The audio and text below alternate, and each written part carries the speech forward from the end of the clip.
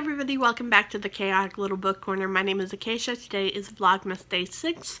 We are going to be doing winter reads recommendations. I don't have the biggest pile, but I figured I would kind of have a smaller pile than usual so I could talk a little bit more about the books. We'll see if that's how it ends up, because somehow I feel like this still might end up being 19 or 20 minutes. It's beyond me how I keep talking so much. But let's... I don't know what that was. Let's open our Advent calendar. Day 6, right there.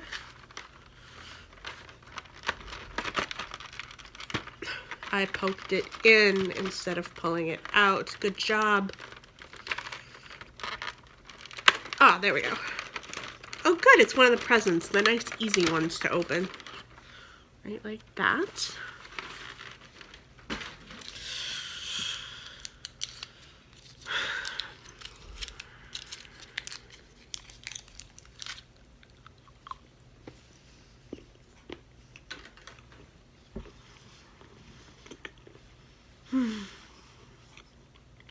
It's really good chocolate. Okay, now these are in no particular order, except for the last one, which is kind of like a no-brainer kind of thing. So, we'll just go with this. The first one I have is The Crane's Dance by Meg Howry. For me, wow, this is really damaged. Just look at the back. It's dented here. It's got scratches all along here. I don't know how I did so much damage to that.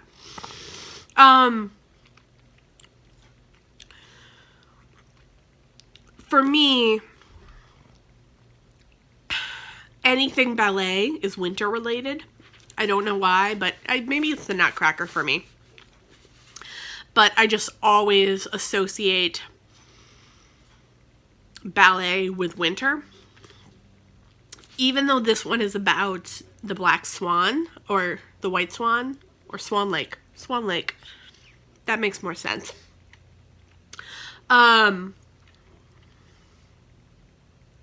This one's interesting. So this is about two sisters who are in the ballet together, and one of them has mental health problems, and her sister turns her in and gets her taken out of the ballet school and out of the ballet production, which kind of ends up just kind of spiraling their relationship a little bit out of control. It's one of those just like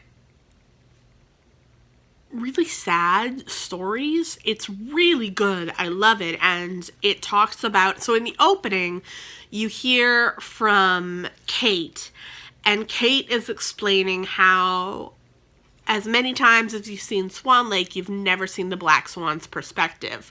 Was she naturally good? Was she naturally bad? Did she intend to harm the white swan? Did she intend to make things harder? What was her purpose? What was her her drive? Why did she do what she did? And it dives into that question, and it's really interesting, and it kind of goes into that whole conversation of, am I really the bad guy here?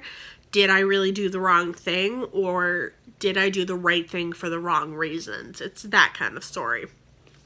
I really love this. I think it's fantastic. It's one of my favorite books. I'm surprised I haven't reread it lately. Maybe I should do that this winter. Not this month, but like in the new year. We'll see. This one, if I wasn't reading the last book that I'm going to mention at the end of this month, which is funny because I forgot to mention it in my TBR for December, but I will be reading the last book that I mentioned here in my TBR in November or December, but I'll read it specifically on Christmas Eve. But if I wasn't reading that, I'd read this. This is Eileen by Acacia. I love this book. This is really interesting. So this is, I mean, I've definitely tabbed it to heck, and it's just, I really love this. I sped through this. I read it in the new year, one year. I read it in, I think, 2018, 2017, something like that. And I loved it. I really did. It just didn't reach those heights for me as much as it could have. But anyway, it's in the lead up to Christmas. And as such, I feel like it would be a really good book to read around the Christmas season. It's depressing. Like, it's sad. You're following this woman named Eileen who really is just not in a good headspace. You're following it from the perspective of her as an older woman telling her story as a younger woman. And you find out that she was kind of prudish. She really had trouble with sex. She really had trouble with intimacy. She had a really messed up relationship with her father. Her mother had passed, and her sister, I believe she has a sister, and they're estranged. She's just not all there. She's not 100% happy. And she's not 100% sane in terms of her treatment of other people. She's definitely mentally ill in some way. She has an eating disorder, so she ends up having a lot of issues with going to the bathroom, and they go into that in great detail. And you just follow her pretty casually as a character study for most of it, and then this woman comes in, and Eileen becomes obsessed with her and trying to figure out how she's so perfect and sexual and aware and so much more put together.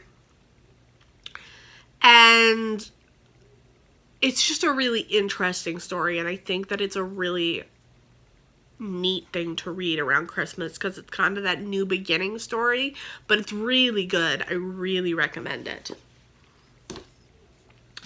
Then this one, I believe this one takes place over Christmas break.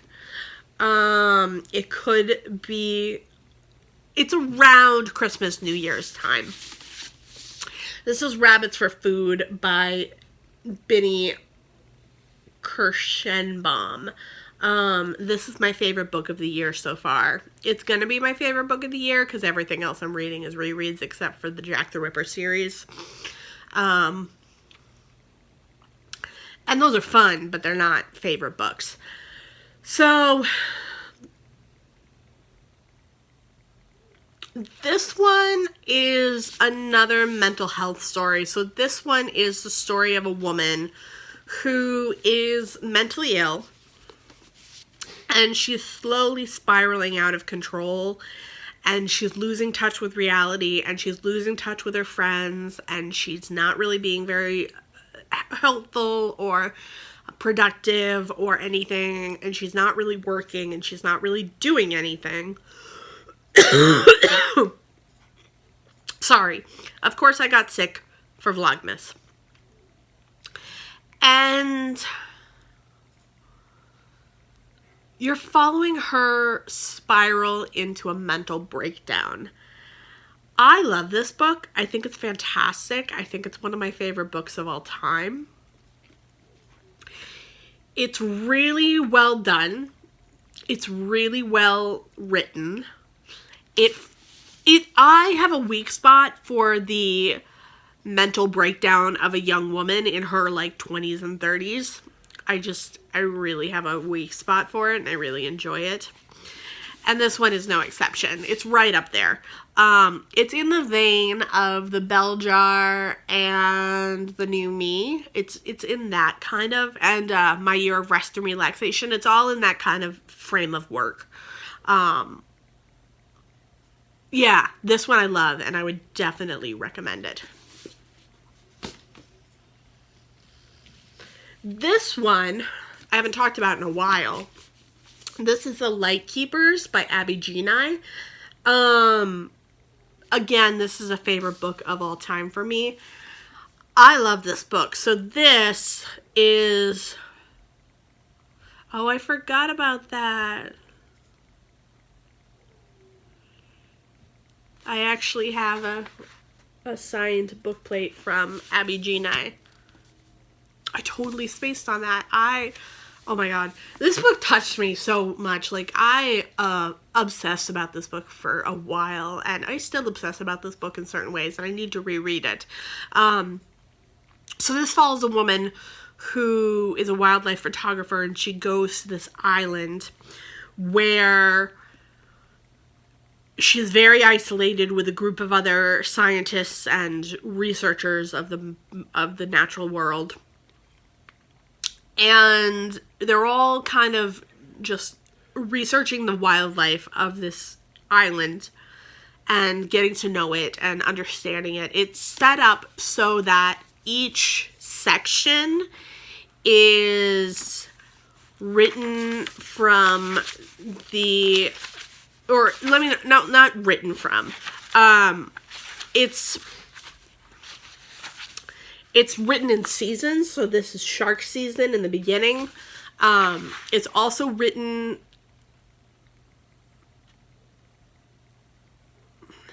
I believe, if I'm correct, I think it's written in letters.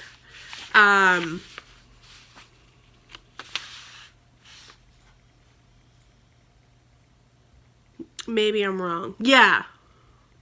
Some of it is written in letters to her dead mother. And you're following her, and an act of violence occurs. So trigger warnings on this one. And this act of violence triggers something within her. And she starts to get a little off, and things start to shift in her. It's really good. It's really worth reading. I'm not going to say any more because I'll spoil it, but it's really good. This one is just a lot of fun. This is The Revolution of Morena M by Janet Fitch. I love Janet Fitch. She wrote White Oleander, and this is just fantastic.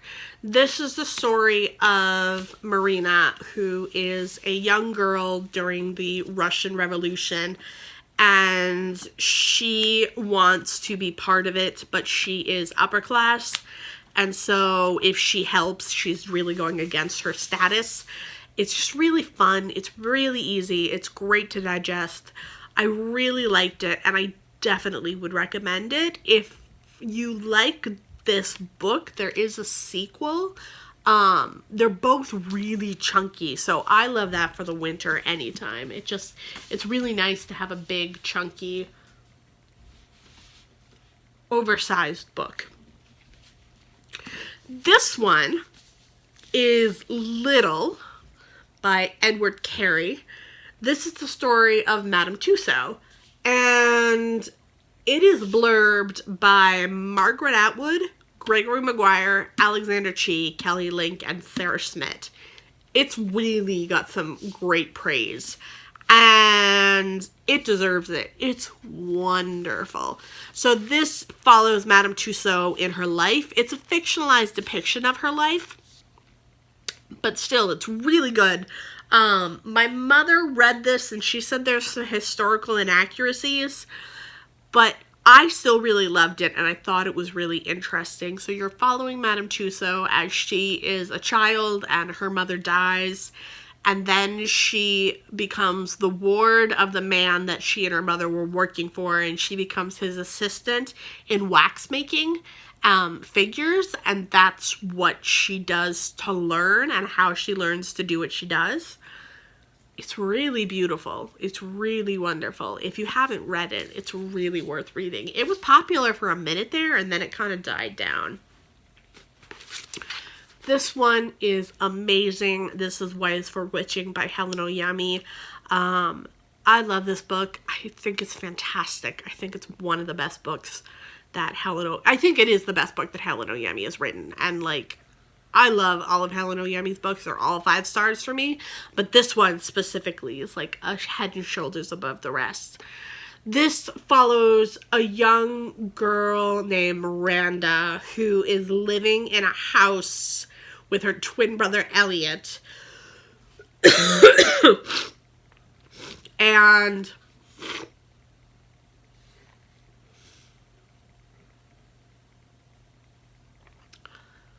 Miranda's mother passes away on a trip abroad, and Miranda starts really dealing with voices and strange occurrences, and also an eating disorder called pica, which means she eats non-food, non-nutritious items.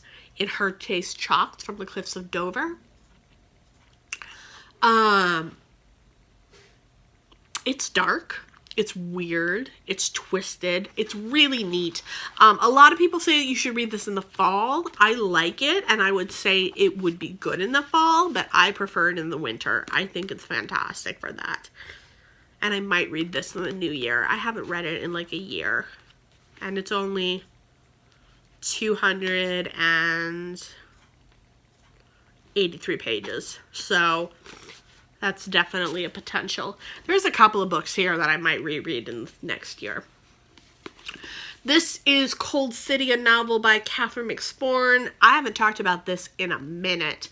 So this one follows Susan. And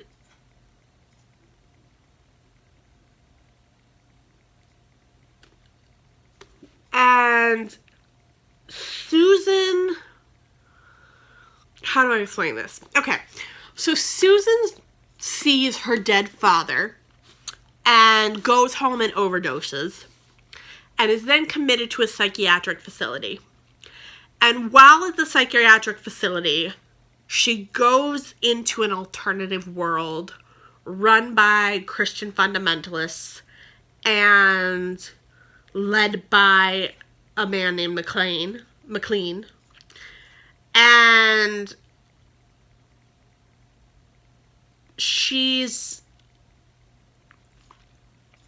her brother, who's gay in reality, is not gay and married to a woman in this alternate world. And everything's upside down and everything's wrong. And she starts to slip deeper and deeper into it and get more and more immersed in it. It's really interesting, and you're watching her fall out of reality. I really liked it. I would recommend it, and I think it's great. I think this was the first book I was ever sent for review. I think it might have been. Yeah, I think that might have been the first book I was ever sent for review. Then this one is a no-brainer. Crimson Petal and the White by Michelle Faber. I have not read any other Michelle Faber. I feel like I should, specifically Under Her Skin. This one is super battered. Like, super battered. I bought it used, and it's just destroyed. I should probably buy a new copy of this, because, like, look, this is all water damaged, and this has stains all over it, and it's, yeah, I should buy a new copy of this.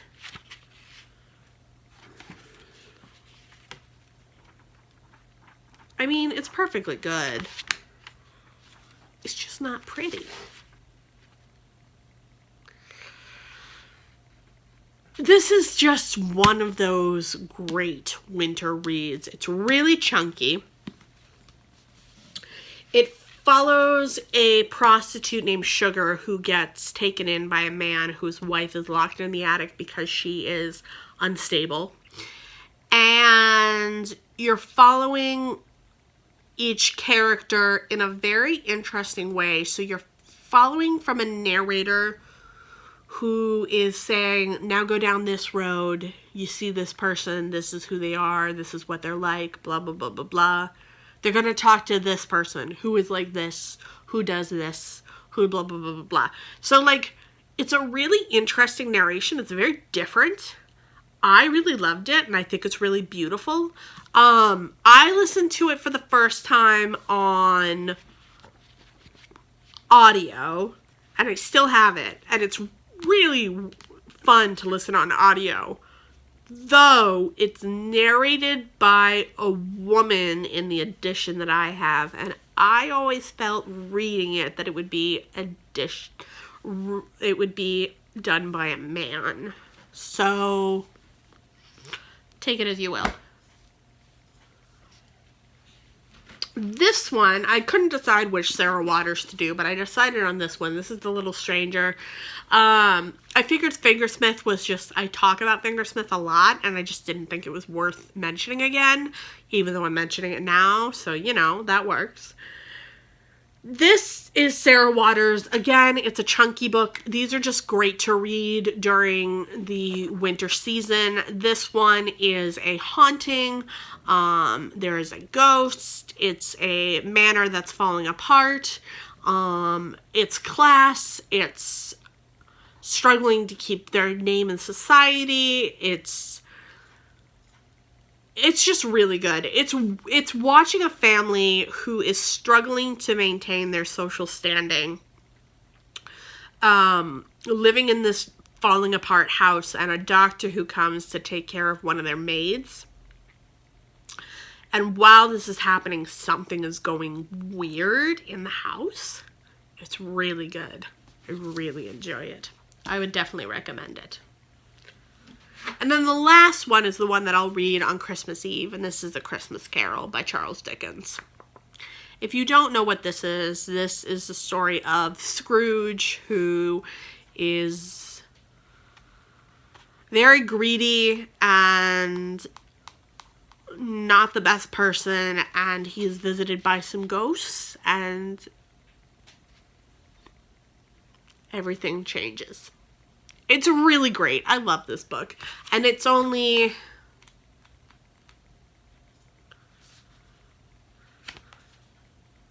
94 pages.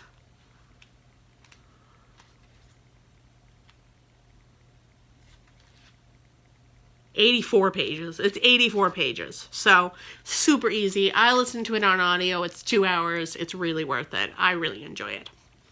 So, yes, that is all the winter reads recommendations I have. If you like this video, give it a thumbs up. If you loved it, click that subscribe button. I'm sorry I'm sick. I'm going to keep trying to make videos, though. Will persist. I post videos every day from the 1st to the 24th during Vlogmas, and then I will take a week off and go back to my regular schedule, which is every Tuesday and Thursday. I post on my blog every Wednesday and Friday. I will link that down in the description box.